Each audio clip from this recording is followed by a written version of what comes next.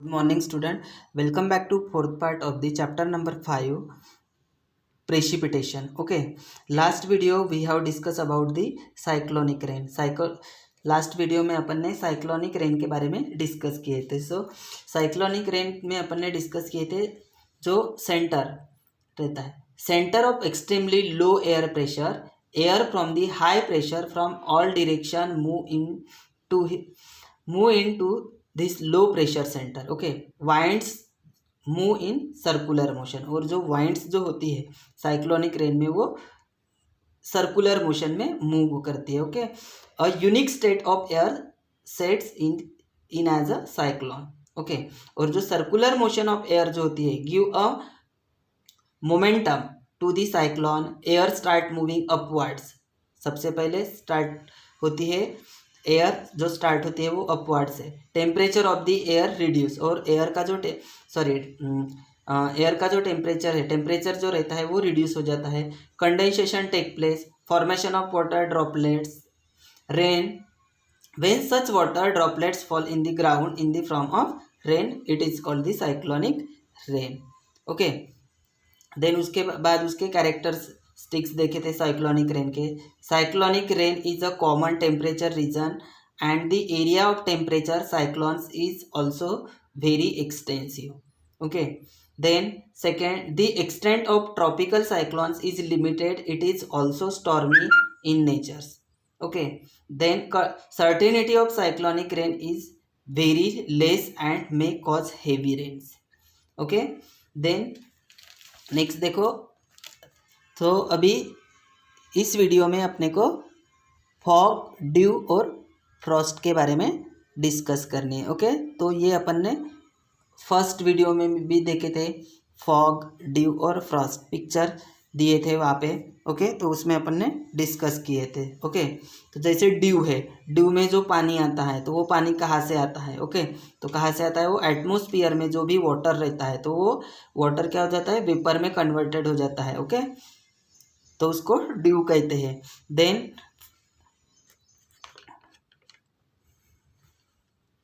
तो क्या, तो वो जो कोल्ड ऑब्जेक्ट्स के कांटेक्ट में आता है, वाटर वेपर जो है वो वेपर उसका वेपर में कन्वर्टेड होता है, मतलब गैस फॉर्म में होता है. Okay, then Frost. फ्रॉस्ट में भी अपने डिस्कस किए थे जो वाटर वेपर है, वाटर जो ड्रॉपलेट्स है, वाटर ड्रॉपलेट्स है ये फ्रीज होते हैं. ओके, कम टेम्परेचर में उसको ठंडा होगा तो ये बर्फ बनता है. Okay, then fog. ये फॉग जो है ये एटमॉस्फेरिक वाटर है, कि वहाँ का जो वाटर है वो माइक्रोस्कोपिक वाटर ड्रॉपलेट्स होते हैं वहाँ पे. कहाँ पे? फॉग में. ओके, माइक्रोस्कोपिक वाटर ड्रॉपलेट्स होते हैं जो हमें आंखों से नहीं दिखाई देते हैं. ओके, उसको फॉग कहते हैं. Okay, so in this video we will discuss about the fog, dew and frost. तो इस वीडियो में अपने को उसके बारे में ही डिस्कस करने हैं, फॉग, ड्यू एंड फ्रॉस्ट के बारे में. ओके, देखो, fog, dew and Frost. Okay, when the condensation or solidification of the water vapor in the atmosphere occurs near the earth's surface, then we can see fog, dew or frost. जब condensation और solidification of water vapour in the atmosphere, ये process atmosphere में होती है, तो अपन occurs near the earth surface, तो ये अपन क्या कर सकते हैं? Occurs near the earth surface, तो देन वी कैन सी, तो अपन देख सकते हैं फॉग, ड्यू एंड फ्रॉस्ट. ये कंडेंसेशन और solidification water vapour in the atmosphere, ये एटमोस्फियर में प्रोसेस होती है, तो उसमें अपन देख सकते हैं fog, dew and frost. The temperature of the layers of the air near the surface of the earth reduce. As a temperature reduce, water vapour condense. Okay, जो लेयर्स रहते हैं, टेम्परेचर के जो लेयर्स रहते हैं वो क्या होते हैं? Of the near of the surface of the earth reduce, वो रिड्यूस हो जाते हैं. टेम्परेचर भी रिड्यूस हो जाता है एंड वाटर वेपर कंडेंस होते हैं. ओके, इन दिस प्रोसेस, ये एक प्रोसेस होती है. ओके, तो in this process vapour turns into microscopic water particles and float in the air. तो ये जो प्रोसेस है, तो ये वेपर का टर्न्स माइक्रोस्कोपिक वाटर पार्टिकल्स में होता है और वो क्या होता है, एयर में फ्लोट होता है। Okay, when the density of these droplets in the air increase, तो इसीलिए वो जो वाटर पार्टिकल्स है वो एयर में फ्लोट होते हैं, तो डेंसिटी क्या हो जाती है, वाटर ड्रॉपलेट्स की डेंसिटीज है वो इंक्रीज होती है एयर में। ओके, तो फॉग ऑकर्स होता है। Okay, when moisture laden air near the earth surface come into contact with very cold object, जब moisture laden air earth surface पे comes into contact very cold जो object है उसके contact में आता है, तो क्या होता है, condensation of the vapour take place. Okay, cold object से के जो कांटेक्ट में आता है वाटर वेपर, तो वेपर गैस फॉर्म में कन्वर्ट हो जाता है। Okay, they turn into very small water droplets, these water droplets stick to the surface of the cold object, this is called dew. जैसे अपन ने अभी बात किए थे, जो भी कोल्ड ऑब्जेक्ट में, ओके, ये जो एटमॉस्फेयर में जो वाटर रहता है, ओके, तो ये वाटर कहाँ से आता है, तो ये वाटर वेपर होता है, जो वाटर है एटमॉस्फेयर में जो वाटर रहता है वो वाटर वेपर होता है, और वाटर वेपर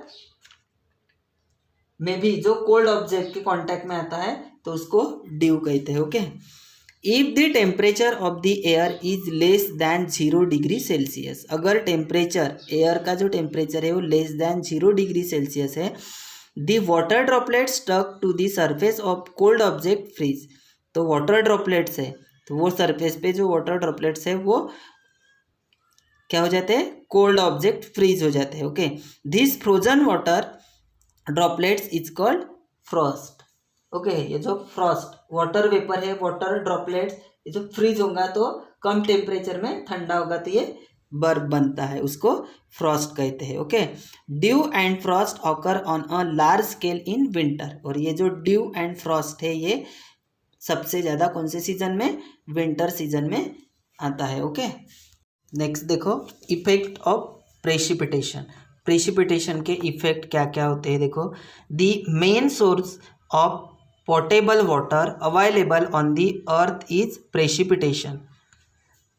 पोर्टेबल मीन्स पीने, ये जो पेय है, तो main source of portable water available on the earth is precipitation. Okay, as excessive rainfall is destructive, so is the absence of rain. Excessive means हद से अधिक अगर होगा तो उसका क्या इफेक्ट होगा, destructive.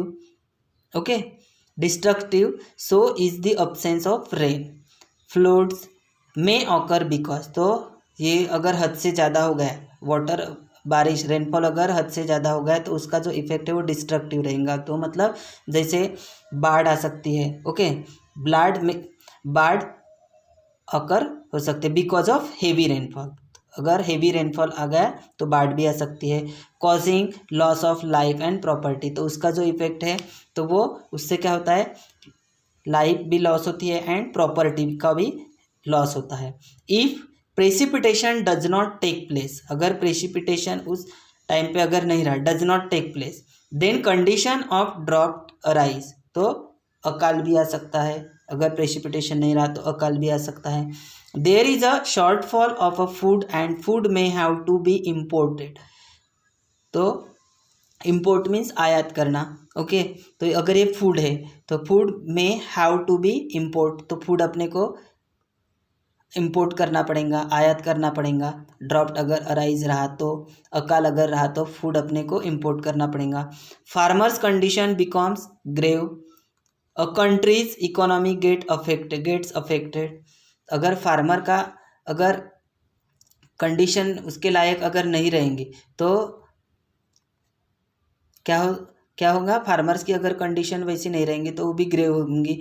And a countries economy get affected, जो अपने देश की जो इकोनॉमी है, अर्थव्यवस्था है, तो वो भी उससे अफेक्टेड हो जाएंगी।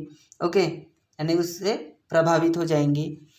Economy of an agrarian country like India is dependent on agriculture, जैसे अपनी जो इकोनॉमी है या अर्थव्यवस्था है अपनी, टोटली वो डिपेंडेंट के ऊपर डिपेंड है। ओके, तो India is a agricultures country, तो इसीलिए तो इंडिया ये एग्रीकल्चर्स कंट्री है। Okay, totally dependent on agricultures. Okay, India is dependent on agricultures. Agricultures in India to a large extent is dependent on the monsoon, और India की जो agricultures है वो टोटली डिपेंडेंट मानसून पे है। Okay, hence the rainfall in India is important to the whole country, तो इसीलिए जो रेनफॉल है वो इंडिया में बहुत इम्पोर्टेंट है whole country. A good rainfall at the right time increase crop production while untimely rain can causes damage to the crop। अगर यही बारिश रेनफॉल है ये राइट टाइम अगर आया तो क्रॉप प्रोडक्शन क्या हो जाएगा, ग्रोथ हो जाएगा, और वही उसके अपोजिट अनटाइमली रेन आएगा तो causes of damage of the crop, तो जो क्रॉप है वो क्या हो जाएंगे, डैमेज हो जाएंगे।